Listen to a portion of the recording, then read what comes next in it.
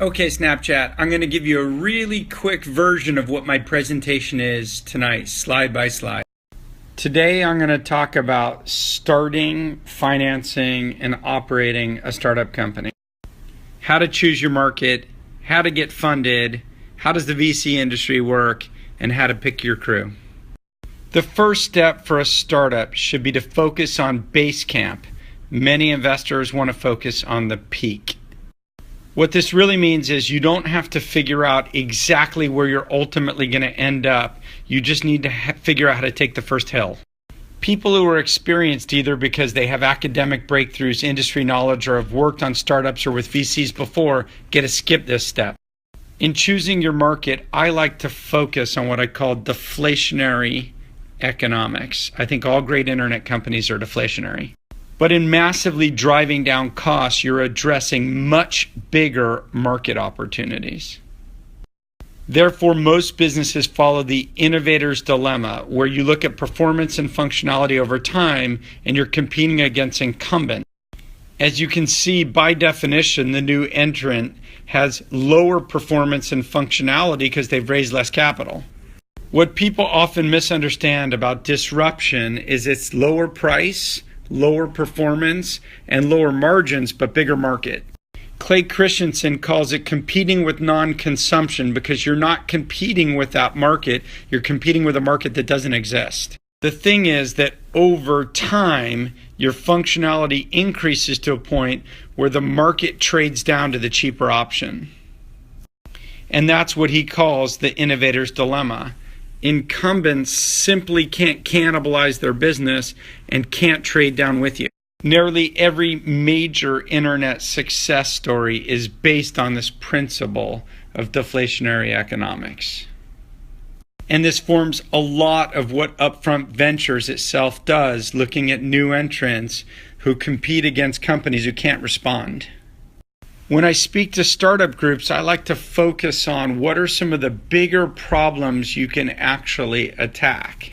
I get way too many companies pitching me restaurant apps, bar apps, music apps, ad tech apps. There are way more sources for funding startup companies today. And almost all of your early stage investment will be local and focus on the quality of your product, your team, and your engineering capability. The earliest thing you need to do as a startup is find an anchor investor, the initial person who takes a risk, and then leverage them. The thing that I notice about companies that get funded and make progress is they create a sense of urgency. They underpromise and overdeliver and show results. The biggest proof point for me when I look at funding is, can they ship products, or are they all bullshit and talk?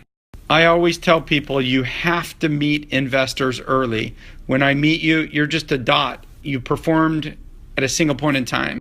And if that's all I ever judge, then all I'm doing is really judging your presentation skills. That's why demo days are so artificial.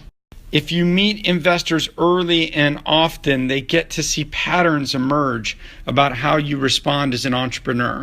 Even more importantly, you get to see how that investor behaves over time. If we get an investment wrong, we have 34 other investments to worry about. If you get the investor wrong, you've wasted years. Never trust an advisor who tells you to rush into taking capital.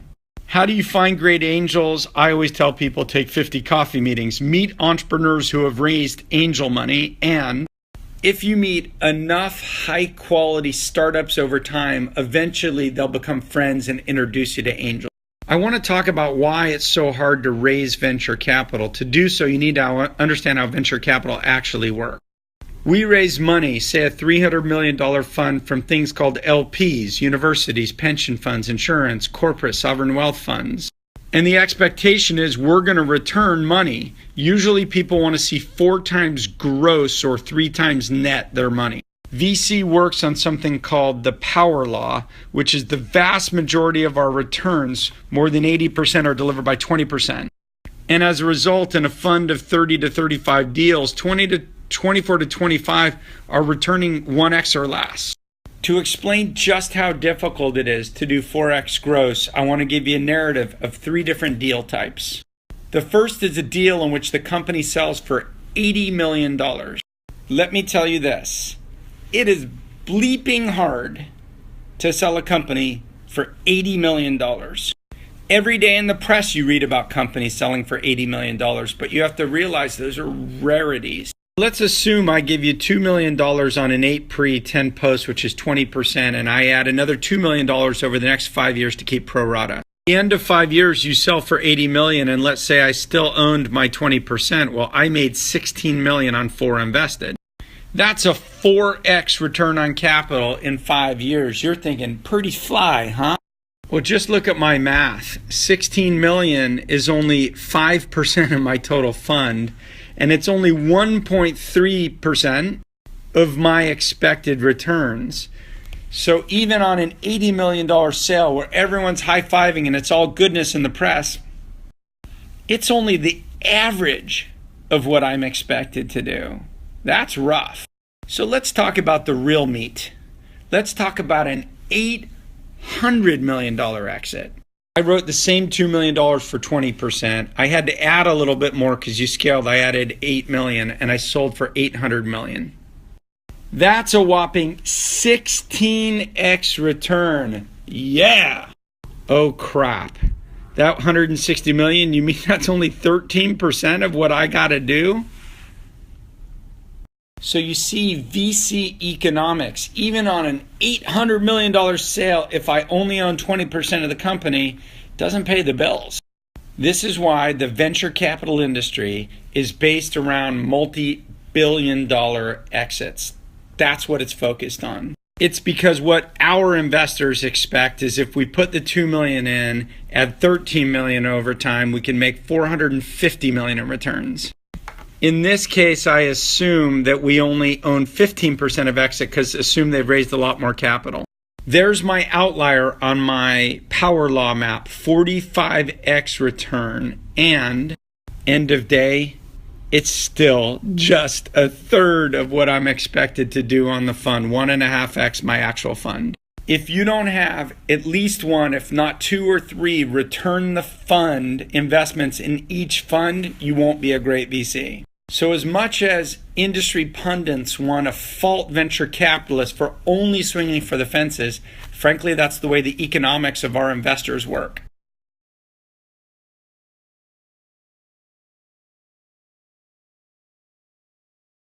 How to pick your crew? I always tell people there's a huge premium for taking the first leap, being a solo founder. If you feel the need to have co-founders at start, just know if you have 3, 4, 5, the economics are greatly reduced. That's okay. Just know the choices you're making before you start the journey. I was once told short people hire short people. And the analogy is hire people that are not like you. I always advise people to hire people that punch above their weight class, not people who have done the job before. You simply cannot outsource IT to a third-party consultant. You can't build a world-class restaurant without a world-class chef. Always hire missionaries over mercenaries. You have to hire people that are with you for the cause rather than people with you for the quick buck. And finally, in capital-constrained worlds that we're increasingly in, stay lean for as long as you can. People these days are too quick to ramp up their costs and raise a ton of capital before really knowing they have product market fit. Sometimes this works, and it works really well if you can play the venture capital game, but short of that, stay lean, stay hungry. Obviously, I'm going to elaborate much more tonight, but hope you enjoyed that. What are you doing here?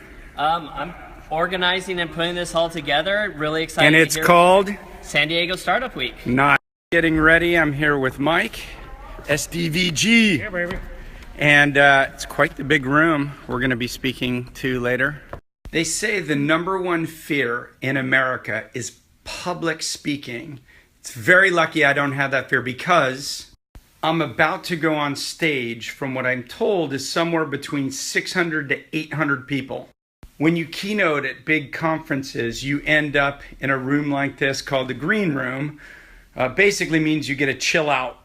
and collect your thoughts before you speak. This is the calm before the storm. I'm going to show you what it's like when you first walk out on stage. Stay tuned. Thanks for that.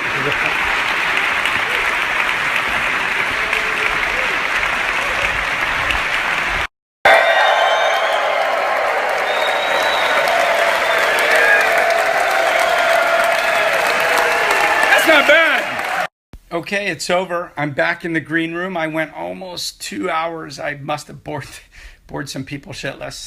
Okay, I got my 5 minutes of decompressed time. I'm now going to go shake hands with about 200 people, and God help me if I can't find Purell after.